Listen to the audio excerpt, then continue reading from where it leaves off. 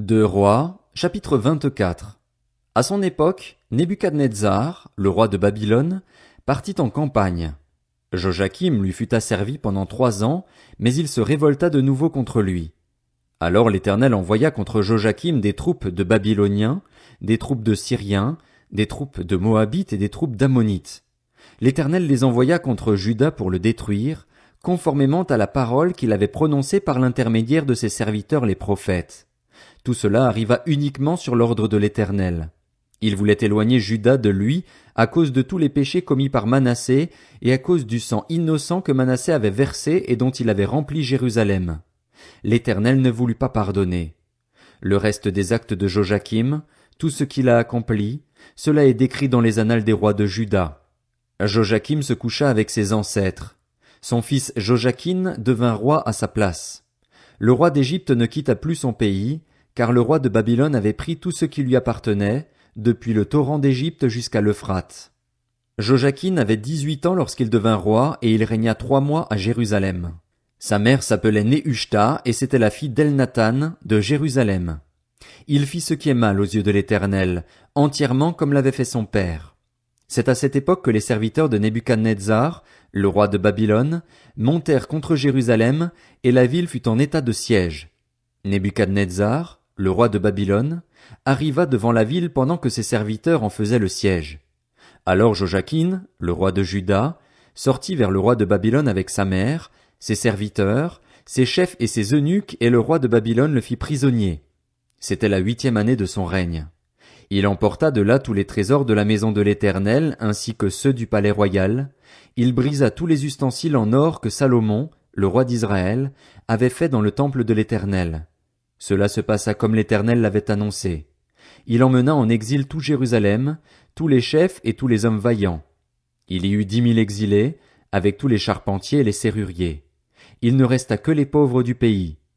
Il exila Joachim à Babylone, et il emmena en exil de Jérusalem à Babylone la mère du roi, ses femmes, ses eunuques et les grands du pays, tous les guerriers au nombre de 7 000, ainsi que les charpentiers et les serruriers au nombre de 1 000, tous ceux qui étaient des hommes vaillants, aptes à la guerre. Le roi de Babylone les fit venir en exil à Babylone, et il établit roi à la place de Joachim son oncle Mathania, dont il changea le nom en Sédécias. Sédécias avait 21 ans lorsqu'il devint roi, et il régna 11 ans à Jérusalem. Sa mère s'appelait Amutal, et c'était la fille de Jérémie, de Libna. Il fit ce qui est mal aux yeux de l'Éternel, entièrement comme l'avait fait Joachim. Cela arriva à cause de la colère de l'Éternel contre Jérusalem et contre Juda. Il était si irrité qu'il voulait les rejeter loin de lui. Sédécias se révolta contre le roi de Babylone. Deux Rois, chapitre 25. Alors, la 9e année du règne de Sédécias, le 10e jour du 10e mois, Nebuchadnezzar, le roi de Babylone, vint avec toute son armée attaquer Jérusalem. Il installa son camp devant elle et construisit des retranchements tout autour d'elle. Le siège de la ville dura jusqu'à la 11e année du règne de Sédécias. Le 9e jour du 4e mois, la famine était si forte dans la ville qu'il n'y avait plus de pain pour la population du pays. Alors on fit une brèche dans les remparts de la ville et tous les hommes de guerre s'enfuirent de nuit en passant par la porte située entre les 2 murailles près du jardin du roi, alors même que les Babyloniens encerclaient la ville. Les fuyards prirent le chemin de la plaine. Cependant, l'armée babylonienne poursuivit le roi et le rattrapa dans les plaines de Jéricho. Toute son armée se dispersa loin de lui. Ils s'emparèrent du roi et le firent monter vers le roi de Babylone à Ribla. On prononça un jugement contre lui. Les fils de Sédécias furent égorgés en sa présence, puis on lui creva les yeux, on l'attacha avec des chaînes en bronze et on le conduisit à Babylone. Le 7e jour du 5e mois, c'était la 19e année du règne de Nebuchadnezzar sur Babylone. Nebuzaradan, le chef des gardes et le serviteur du roi de Babylone, pénétra dans Jérusalem. Il brûla la maison de l'Éternel, le palais royal et toutes les maisons de Jérusalem. Il livra aux flammes toutes les maisons d'une certaine importance. Toute l'armée babylonienne qui accompagnait le chef des gardes démolit les murailles formant l'enceinte de Jérusalem. Nebuzaradan, le chef des gardes, emmena en exil les membres du peuple qui étaient restés dans la ville, ceux qui s'étaient déjà rendus au roi de Babylone et tout le reste de la population. Toutefois, le chef des gardes laissa comme vignerons et comme agriculteurs une partie des pauvres du pays. Les Babyloniens brisèrent les colonnes en bronze qui étaient dans la maison de l'Éternel, ainsi que les bases et la cuve en bronze qui s'y trouvaient, et ils en emportèrent le bronze à Babylone. Ils prirent les cendriers, les pelles, les couteaux, les tasses et tous les ustensiles en bronze qu'on utilisait pour le culte. Le chef des gardes prit encore les brûle-parfums et les coupes, aussi bien ceux qui étaient en or que ceux qui étaient en argent. Quant aux 2 colonnes, à la cuve et aux bases que Salomon avait faites pour la maison de l'Éternel, il était impossible de peser le bronze de tous ces éléments. La hauteur d'une colonne était de 9 mètres, et il y avait au-dessus un chapiteau en bronze haut d'1,5 mètre.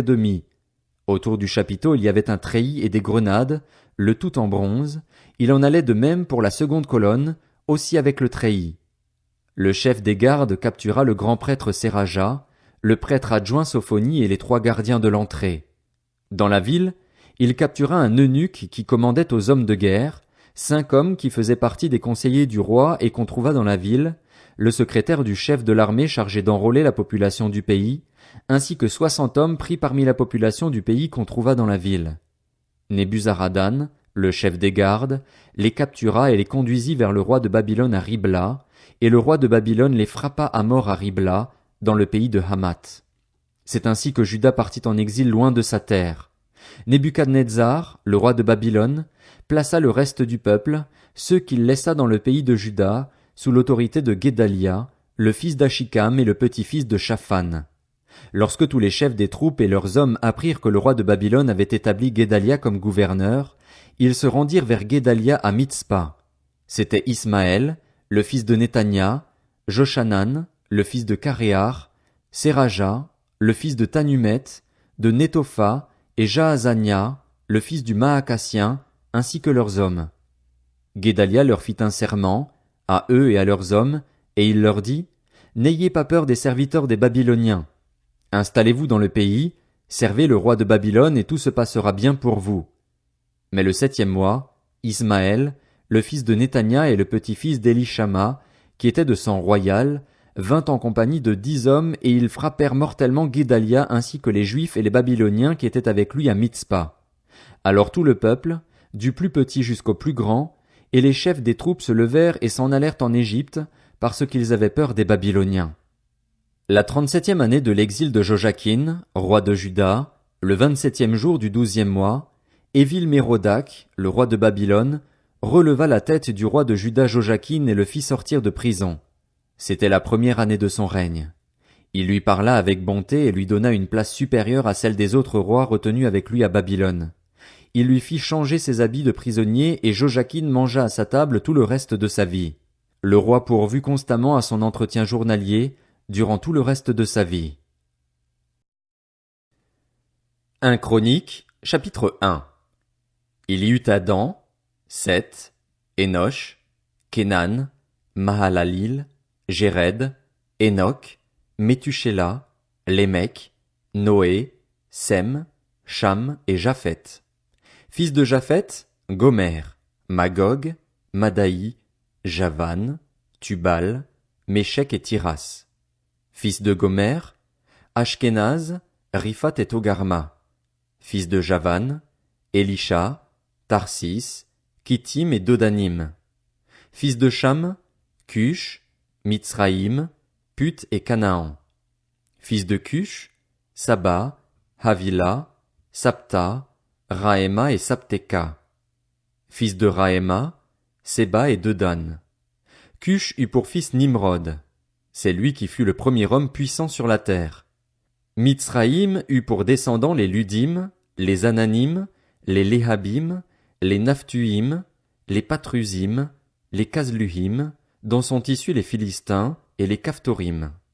Canaan eut pour descendants Sidon, son fils aîné, et Heth, ainsi que les Jébusiens, les Amoréens, les Girgasiens, les Héviens, les Arkiens, les Siniens, les Arvadiens, les Tsémariens et les Hamassiens.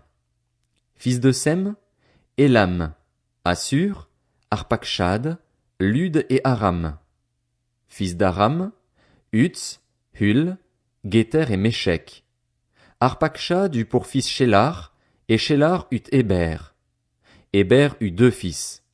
Le nom de l'un était Péleg, parce qu'à son époque la terre fut partagée, et celui de son frère était Joktan. Joktan eut pour fils Almodad, Shélef, Hatsarmavet, Gérard, Adoram, Uzal, Dikla, Ébal, Abimaël, Séba, Ophir, Havila et Jobab. Tous ceux-là furent les fils de Joktan. Il y eut Sem, Arpakshad, Shélar, Héber, Péleg, Réhu, Sérug, Nakor, Térar et Abram, c'est-à-dire Abraham. Fils d'Abraham, Isaac et Ismaël. Voici leur lignée. Nébajot, le fils aîné d'Ismaël, Kédar, Abdil, Mibzam, Mishma, Duma, Massa, Hadad, Théma, Jétur, Naphish et Kedma. Ce sont là les fils d'Ismaël. Fils de Kétura, la concubine d'Abraham, elle mit au monde Zimran, Jokshan, Médan, Madian, Jishbak et Shuar. Fils de Jokshan, Séba et Dedan. Fils de Madian, Epha, Épher, Hénoch, Abida et Eldaa. Tous ceux-là sont les descendants de Kétura. Abraham eut pour fils Isaac. Fils d'Isaac, Ésaü et Israël. Fils d'Ésaü, Éliphaz, Réuel, Jéhush, Jaélam et Coré. Fils d'Éliphaz, Théman, Omar, Tséphi, Gaétam, Kénaz, et de Timna, Amalek. Fils de Réuel, Nahat, Zérar, Shama et Midza. Fils de Séhir, Lotan, Shobal, Tsibéon, Anna, Dishon, Etzer et Dishan. Fils de Lotan, Hori et Omam. Sœur de Lotan, Timna. Fils de Shobal, Alvan, Manahat, Ebal, Shéphi et Onam. Fils de Tsibéon, Ajja et Anna. Fils d'Anna, Dishon. Fils de Dishon, Emdan, Eshban, Jitran et Kéran. Fils d'Etzer, Bilan, Zahavan et Akan. Fils de Dishan, Utz et Aran.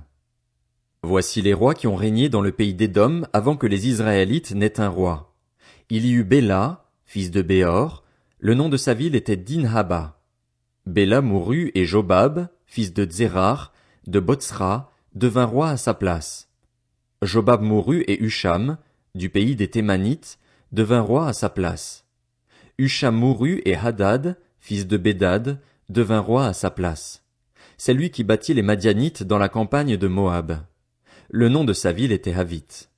Hadad mourut et Samla, de Masréka, devint roi à sa place. Samla mourut et Saül, de Rehoboth Nahar, devint roi à sa place.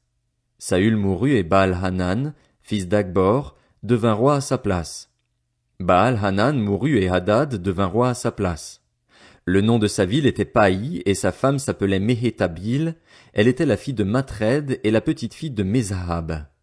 Hadad mourut. Les chefs d'Édom furent alors Timna, Alva, Jétet, Hoholibama, Éla, Pinon, Kénaz, Théman, Mibtsar, Magdiel et Hiram. Voilà quels sont les chefs d'Édom.